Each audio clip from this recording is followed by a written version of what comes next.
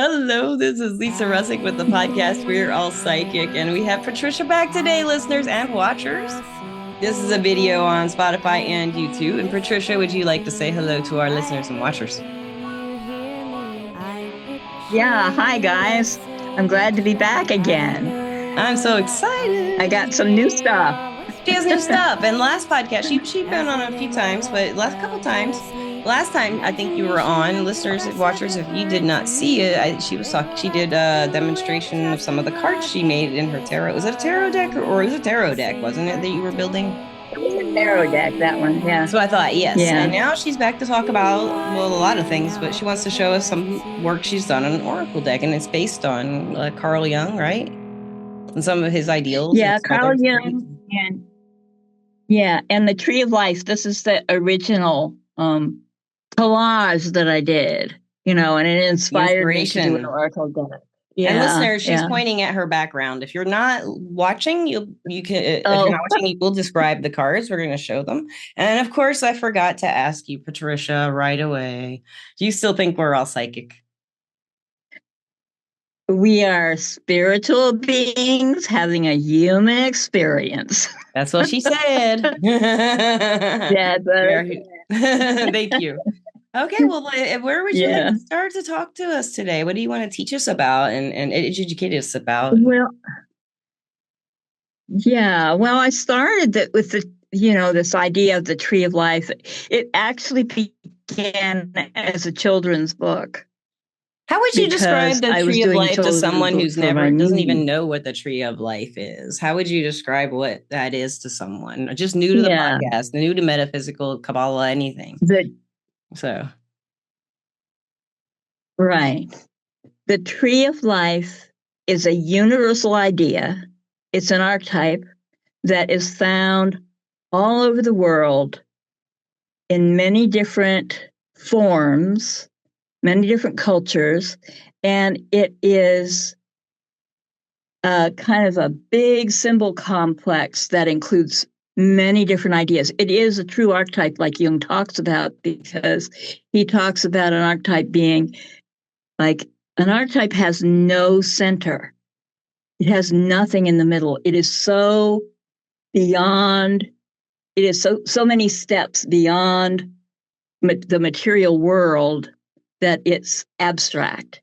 Okay. And then as it manifests into the material world, into our thoughts and our ideas and our pictures, and then our words, it takes on form. And the way it takes on form is by these different examples.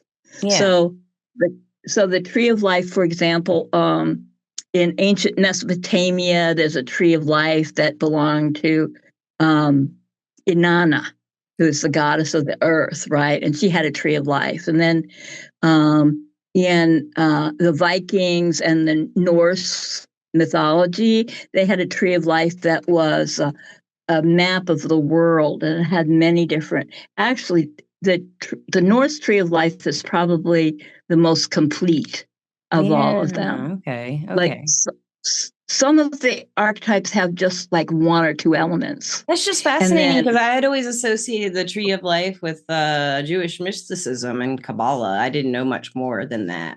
Oh, yeah, that's one example. Yeah. Absolutely. But the Norse one has probably the most elements. There's a tree with roots that go deep into the underworld. Do you want me to pull up that picture of it? Yeah. Right. Listener, watchers, you can watch this, I guess. If you don't want to watch it, you have to close your eyes or look somewhere else.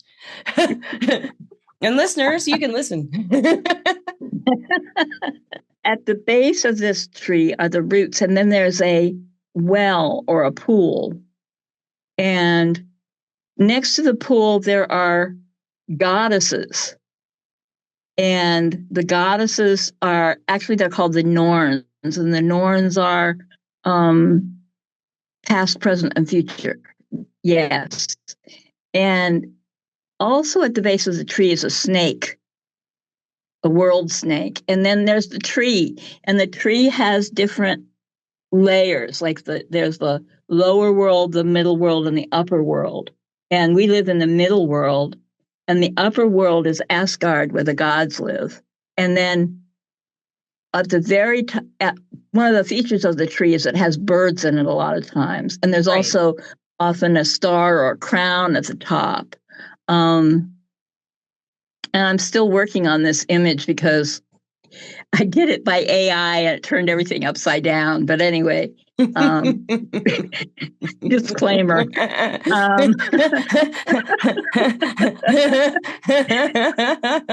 I'm learning. Well, no, I was looking at this upper world being the roots and the underworld being the tree branches. And I was like, well, Yes, sometimes just it's turned upside fascinating. down. I was like, that's kind Yes. of mind expanding. I'd never thought of it that way before, but Yes. I see. Okay. Yes.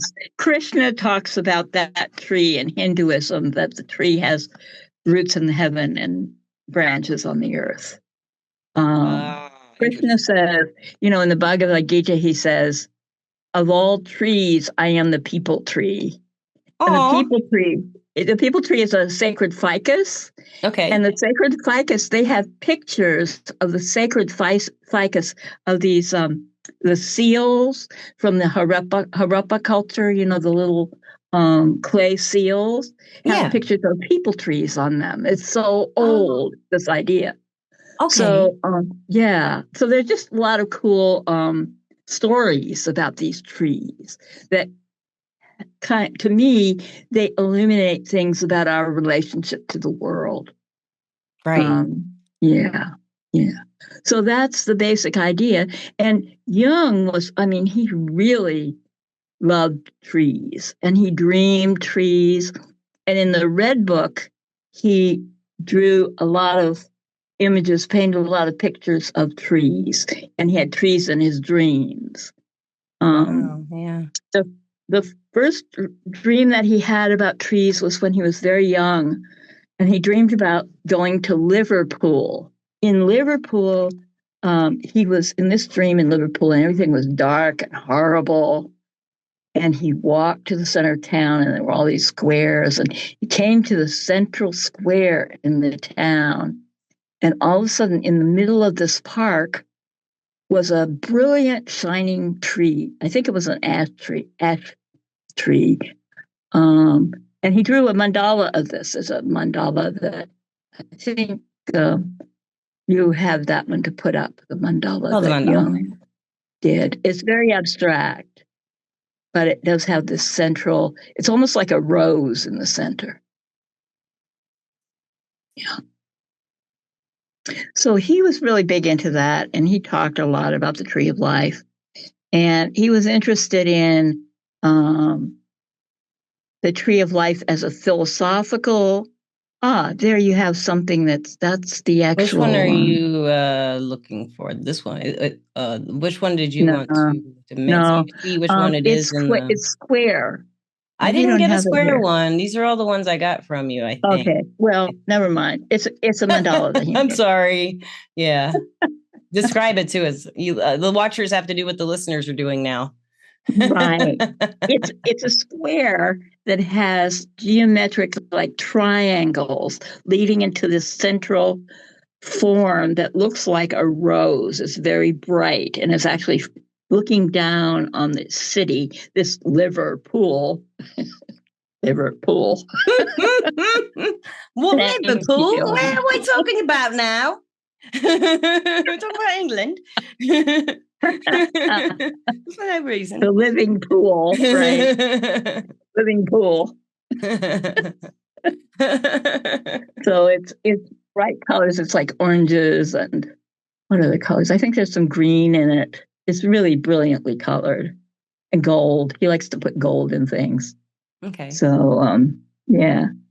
And then probably another of the most complete images is the shaman's tree.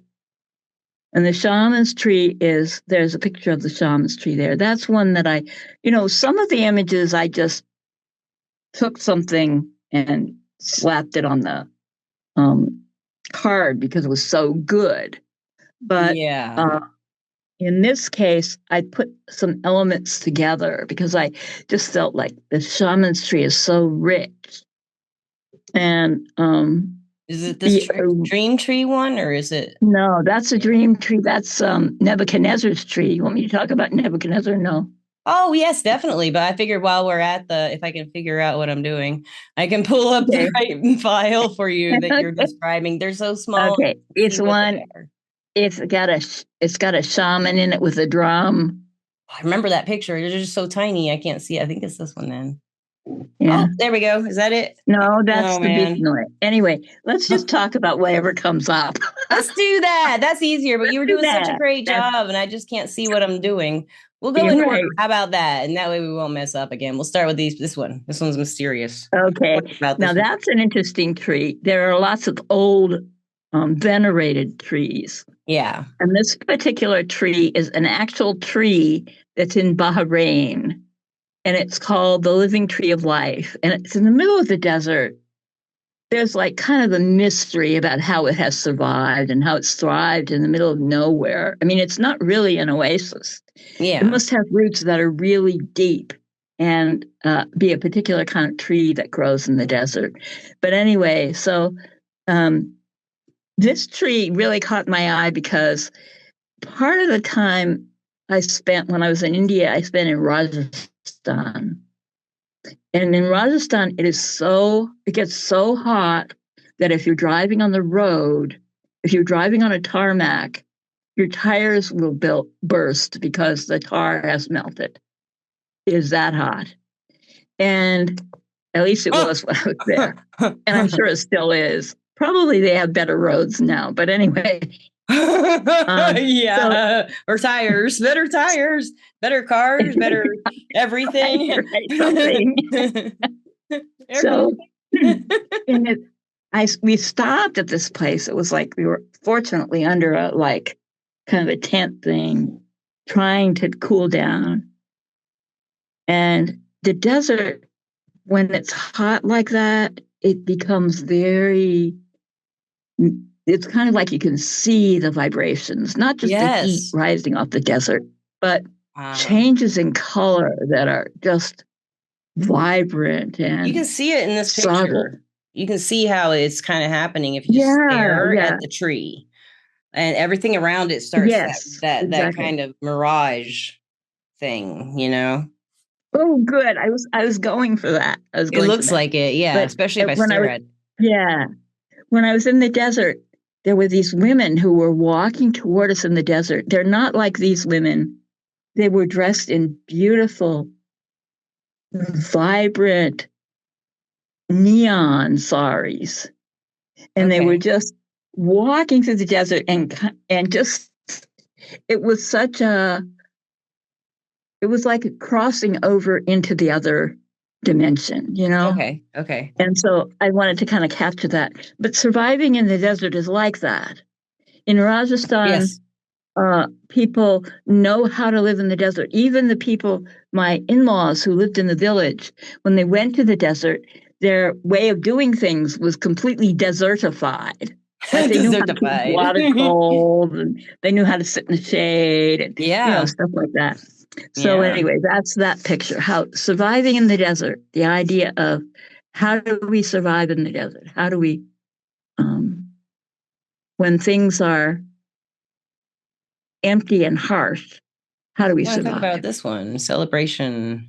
Yeah, Christmas tree. I love this. Love this. Yeah. I love all these little children. Yeah. That little one in the front, he looks like he's such a charmer. Yeah. The hat on. Yeah. I actually took that partly from my tarot deck because I just love that picture so much. I do love that. That is just great. I love it. Yeah. The Christmas tree is, it is a tree of life. It's a tree of celebration. It's a tree of life. In ancient times, the Romans, the Greeks, all ancient peoples made decorations with evergreens during winter. And they actually put fruits on them and so on. And then it kind of became popular in Germany as what they called the paradise tree. And Martin Luther, it said that there's a legend that says that Martin Luther was looking at the stars twinkling at night. And that's when he decided that the tree needed lights on it, that needed the light of Christ in the dark of Oh winter. man, that's so cool. I love that. Yeah, yeah. Oh, So I love that one. celebration. I actually Yeah. had a patient who her her way of healing was really unique. And basically it was about creating celebrations at different points in her life. Yeah. And that card reminds me of her. Oh, This sweet. this is the shaman's tree. Okay, shaman's tree. I Yes. see it. Yeah, I see the drum now. Okay, I got you. Yeah. Yeah, see the shaman there. Yeah. And that's his drum. It's a really big drum. I made it Yeah, really big. everybody needs a drum like that. Yeah. But you can see Watch it the has a beat of your tree. own drum, my friend. Right. Exactly. And Oh, I love that journey the, inward. Yeah. yeah, journey inward. The tree that he beats the drum to create a trance state, Okay. to climb the tree of life, to speak to the ancestors, to find healers, to bring back souls. It's all the shamanic work Yeah. about riding this drum. And sometimes the drum is called a horse because he's Really? riding his horse Oh yeah. up Yeah. the main pole of the universe. Um, so that's the inward journey. And I just put I some love extra that. things like amanita mushrooms and reindeer Yeah. and some things that actually go with the Russians originally studied the Siberian. Siberian Yeah. shamans. So yeah, I put that in. I've always loved shamanism. Like when I was trying to figure out if I identified as anything in the metaphysical world or spiritual world or anything for a long time, like shaman was as close as I could get to tagging myself as a name of something, you know? Right. It's very um It is accessible and it's been very, through like our history forever. yeah. Everybody's had It's been shamans. here So. forever, and it's kind of the spirituality of it is in us. It's in our blood, it's in our nervous system.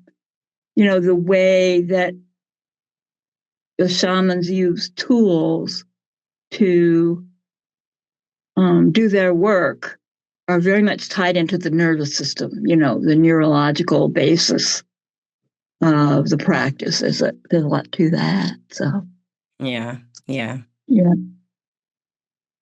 And Okay. this one is Jesse's royal tree. And Jesse was the ancestor of Christ, and Jesse was the father of David. And in the Middle Ages, and also there's a beautiful stained glass window in Chartres that's I a love picture of these. Jesse's tree. Yeah. Yeah. And that's actually a combination of medieval illumination and some little excerpts from the Chartres tree of Jesse. Cool. And so what it does, it talks about the continuity, of inheritance. And inheritance is really interesting because it can go in families and ancestry, and it can also go through initiation, through gurus, through Yeah. teachers, and Yeah. passed on one from Yeah. another. And the guru thing is actually a cultural variation of that genetic predisposition that keeps getting passed on and on. Yeah. So, there's my 5 o'clock. Interesting. Oh So, no. yeah. Do you have to So, go? what else do I want to say about it? No, it just goes off no matter what I Oh, do. that's what you meant by 5 o'clock. Oh, Yeah, you're right. It does go. right. See, my phone's been quiet. I don't remember if that was before or after we started recording, but listeners, we were joking before recording that our devices like to go off. And she said every time 5 o'clock happens, something goes off. I was like, what? I forgot already. I haven't done a podcast with Right. you at 5 o'clock. I don't think so. I'll have to test this theory and have Yeah, a that's podcast next that. time, same time. Mhm. Okay, Ah, next picture we have the 59 force fusion. yeah. It's fun to say. fusion and force, and that is Hilda von Hilma of Klint. Hilma of Klint was probably the most well-known of the 19th and 20th century spiritualist painters. And it has a very interesting history. Most people know about Hilma, but there's not much. There's starting to be information more about her predecessors. And right after the Civil War, spiritualism really came to fruition in the United States because Yeah. people wanted to talk to the dead, right? And so they started all these seances. So in Sweden, Hilma, who was a trained artist, started having these seances. It was called the Group of Five. These five women would get together and do these drawings. And they're actually spirit.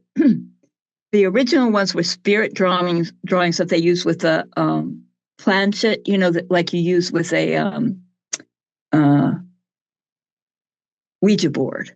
Okay. You Okay. know, the Yeah. Yeah. planchet Yeah. that Yeah. Yeah. Yeah. what they do is they attach uh, like a crayon or something, A and they pendulum or plant yeah. it, Okay. Yeah. right? But she started having direct contact with guides who told her what work she should do. That's And so mhm. she did this series called The Tree of Life, and this is the first in the series. And Oh, you can see how she's incorporated elements that are very similar to the Norse Tree of Life. okay. Just Yeah. I can see the directional stuff, the yeah, compass and exactly. yeah, I can see that kind of thing. Yeah. Yeah. That's really cool.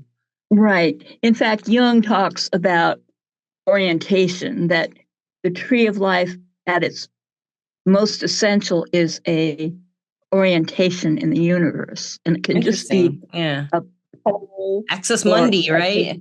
yeah, axis mundi, exactly. Yeah. Love it. It's funny. You hear these words and but to really for me, what I find is to really take them in, I have to think about all the things that are related to it. And then it kind of illuminates the word for me. It does. And I've always liked that about learning like how to say a word in a different language and to hear it said something differently or in a sentence in a different language. And that's always interested me too, to give it a different context. I like to look into what is it, etymology? Well, the where you look into the history of the Etymology. word. Yeah, yeah. Yes, that. Etymology, right? Yeah. Yeah, I think that might be it. Yeah, or they Instead used of to have a website entomology. that was like etymology.com. I can't remember what it is, what the word is, but I used to go to there Right. and just, put all kinds of like phrases and stuff in there just to see where they came from. And you can do a Right. chat GPT now. But I know. I've always been fascinated to see both, how a word look like comes out in another culture and how it does in another language and how it does, where it came from. I'm fascinated by that, especially in my own language where it came from, because I know my own language so well, the only one I know. Okay. No sabe español mucho. Right. No sabo. No. So Hilma was really interested in resolving opposites, in balancing male and female, and you can see some of that in this Yeah, I can image see too. this like about struggle and balance in the pastels. Some of the, Yeah. when I look at this one with this, this is my favorite one so far. I don't know why. It's just really love it. And it is the colors and the shapes. I don't know, something about it just really, I just love staring at it. And it's like, it just goes from top to bottom, from bottom to top. And it has a lot of seed feeling to it, like the seed of Yes. the tree. I don't know Yes. why, but that comes to me a lot looking at this too. I don't know. Exactly. Yeah. Like sea And pods. that's why I think it really does have an element of demonstrating force and fusion, Yes. how that happens. Yes. I think her shapes are very evocative, partly because she was really in touch with spiritual energy. and her guides really worked with her on bringing that to her process, you That's so know? cool. Yeah. Yeah, she really, and the series is incredible. I mean, I wanted to do cards on every one of them. There are 8 of I bet, yeah. them, but never mind. You can. There's no one stopping you. It's true. All right, let's A deck of 8. Look at me. Okay, I think I opened this one up, but I can't remember if we talked. No, we didn't talk about this one. Oh yeah, the Sundance. Sundance. This is Endurance. Sundance endurance. You know, the Plains Indians have this practice of coming together in the summer Yeah. and sharing. And one of the things that they did was they did tests of endurance, and the men would erect this tree, which is a cottonwood tree, and they would go into the prairie and find these trees and talk to them and um, give them offerings and very ceremoniously cut them down to be the central pillar, the axis mundi of this hoop that they were creating, the circle, you know, the wheel, the medicine wheel, basically. It's a medicine wheel ritual. And then what they would do is the men would they would put hooks in their back and suspend from the tree and whirl around with these hooks in their back. And they would also, they had buffalo skulls, and they would drag buffalo skulls around the sacred tree. And so, and they say the person who founded the Sundance said that the people were becoming weak and needed to be strengthened by this process. So it's very, I don't know, I think it's very evocative, you know. It is. It's when I Yeah. look at like whenever I see like people when I look at this picture, listeners, if there's like a pole and there's ropes, and I mean, this is the first thing I think of is this doesn't look comfortable. No, It feels uncomfortable when I look at it. no. And endurance to endure anything. The word endurance has a lot of connotations anyway. Yeah, Like sometimes I think of someone really pushing through and making it till the end, and sometimes that's I right. think of it as someone who's just about to collapse, and someone's trying to like coax them to keep going. And then I think Right. of enduring suffering. Yeah. It doesn't Yeah, like no, right. there's nothing enduring. You don't endure like pleasurable days. Yeah, right. Exactly. Exactly. Yeah. Yeah. Oh, I like that. I And like this one a actually, lot. yeah. And actually it was a trance induction too. The Ah, pain that's is used for trance interesting. I induction. like that. Yeah. Yeah. Yeah. It's just an Okay. example of that. This is the Bishnoi Kedri tree. Okay. And that's from Rajasthan. And when you're driving through Rajasthan, you're going through this desert, hot. And all of a sudden, you come to this Kedri woods. It's like a woods of trees. There are trees everywhere. The temperature drops, you know, and this is these are the villages of the Bishnoi, which means 29. And in the 14th century, there was a guy who founded this religious sect based on 29 principles of preserving the environment. And the Kedjeri tree is really intimately connected with the Bishnoi way of life because it provides food and shelter and firewood and medicine, everything like that. Yeah. But then in was it the 17th century? Yeah, the 17th century, there was this woman from the village. Her name was Amrit Devi. And the Maharaja wanted to build a new palace. Yeah. And so he decided he wanted to cut down the kedgeree trees to make fuel for his lime kilns. Okay. And the women of the village, Amrit Devi, organized them, and they surrounded the trees and they hugged the trees. They were the original tree huggers. Tree huggers. Yes, that's why Original they tree have these bloody huggers. hands. These bloody hands here because 300 and so people were killed Oh by my the gosh. soldiers from the Maharaja in order to cut down these trees. So it's the origin of the Chipko movement too. In the Himalayas, there's this thing called the Chipko movement, which are also tree huggers. So those are the original tree huggers who venerated their trees and gave up their lives for their tree of life, you know? Yeah.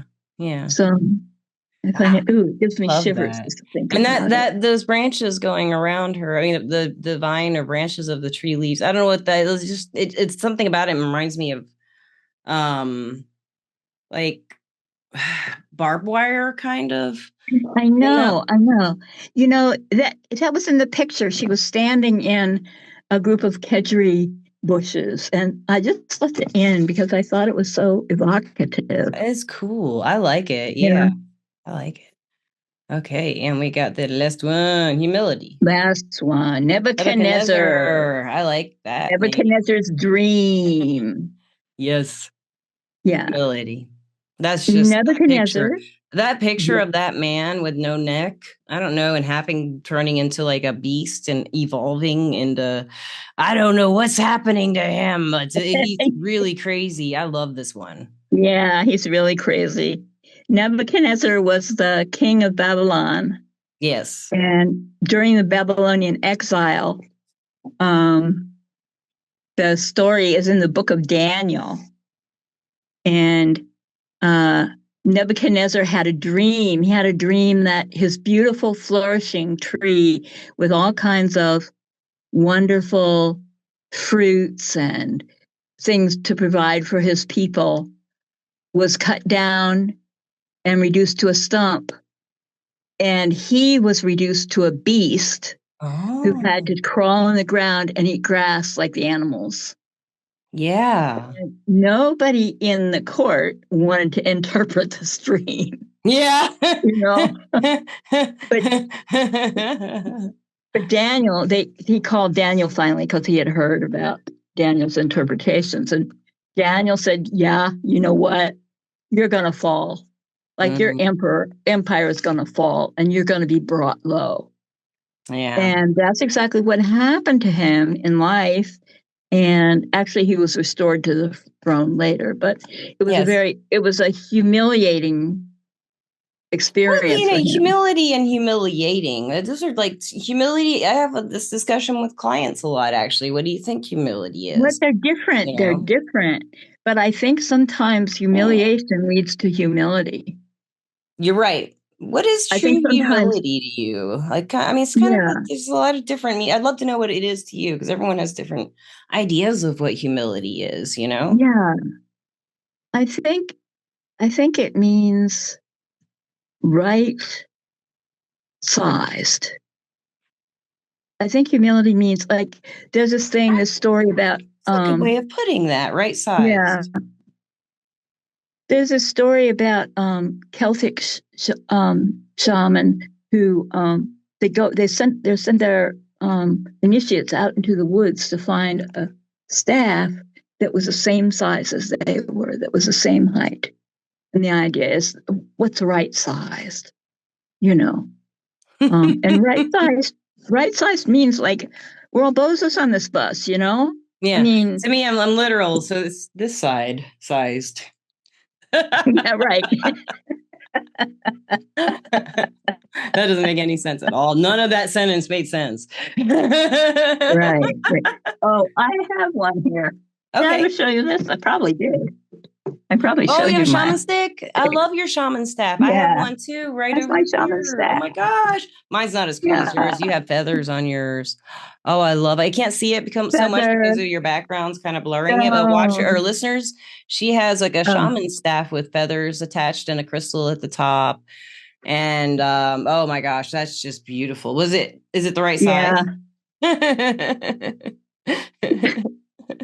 The crystal is a little bit above my head. Okay, that's perfect. It kind of turned out that way. And I think it's meaningful because there is spirit that's kind of beyond my physical, I my love physical that. being. Yeah, that's beautiful. I love stabs and stuff like that. Anything shamany or witchy or any objects that just have that something, especially crystals. If it has a crystal with it, it's like I love it. Yeah, I love crystals. Right, And a right. crystal Yeah. just adds magic to everything. I don't know. I do like accessories and stuff like that on people and on cats, like their collar. Like my boys have Oh, both had yeah. this.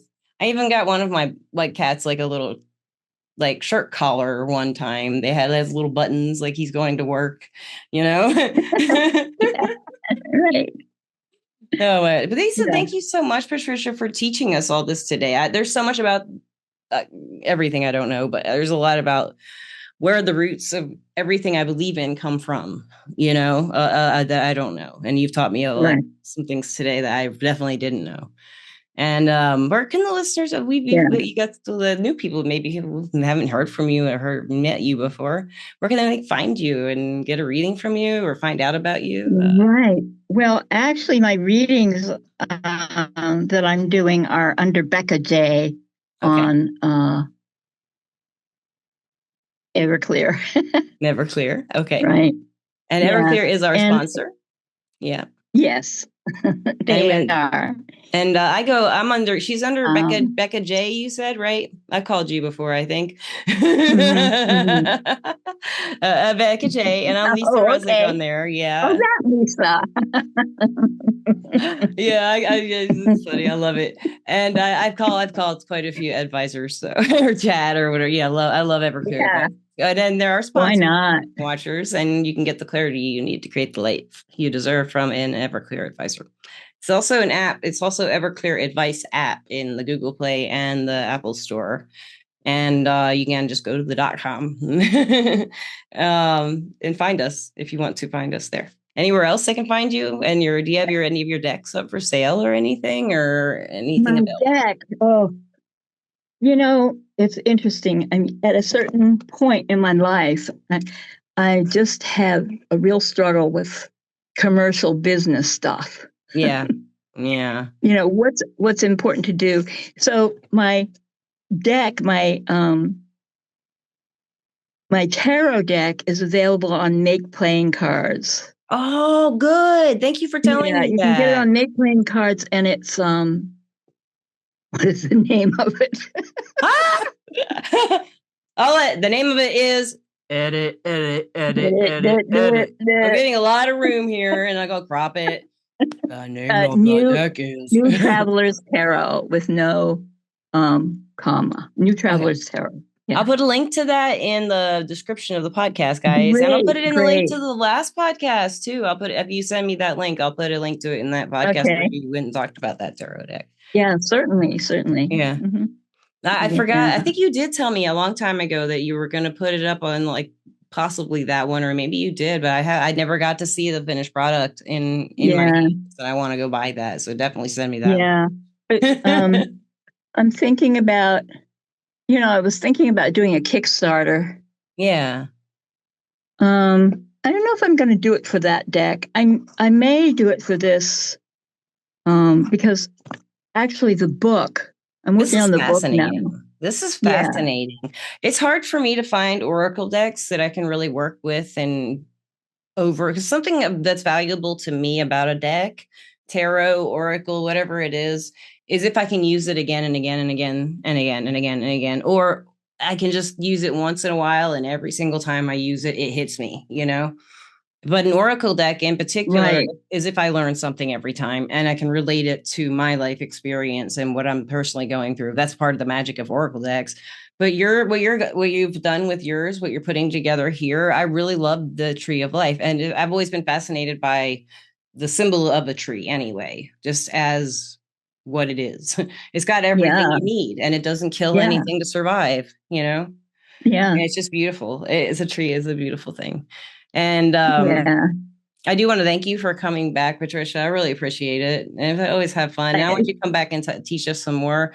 And definitely, give me a link to that make playing cards, and I'll put that in here along with your information for everybody. I have to get some advice from you before you go.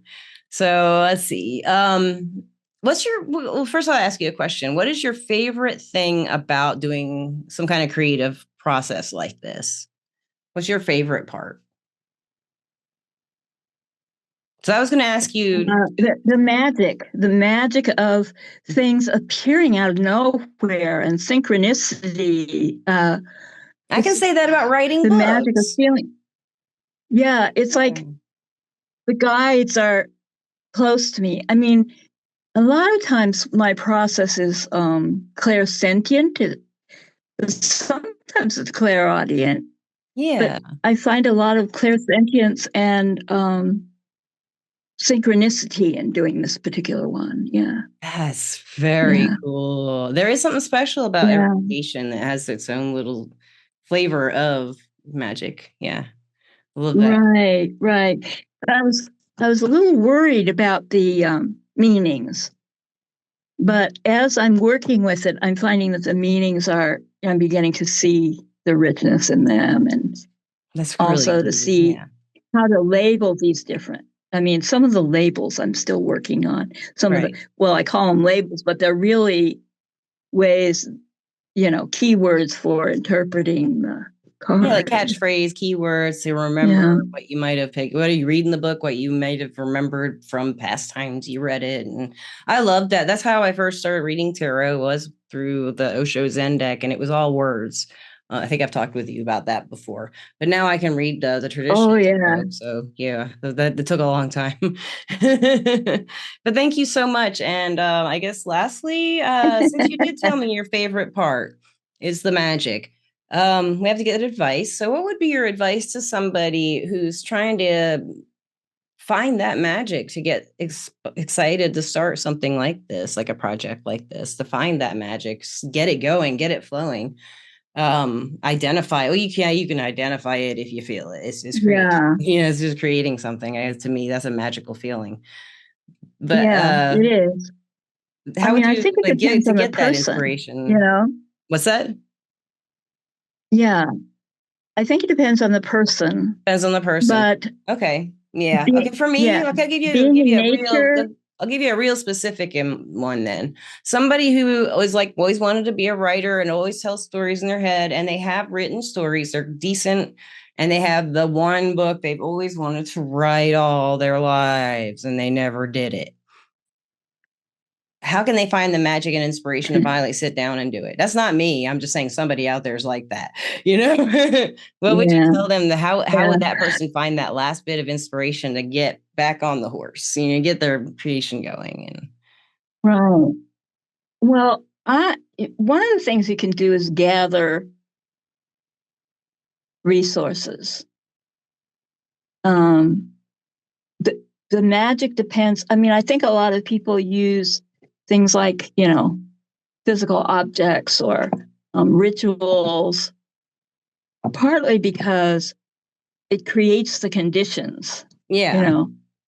Like I just saw this thing. I bought these cups. I still have to use them. They're different colored cups, and you put water in them, and you put them on a window in the sunshine or the moonlight to charge the water.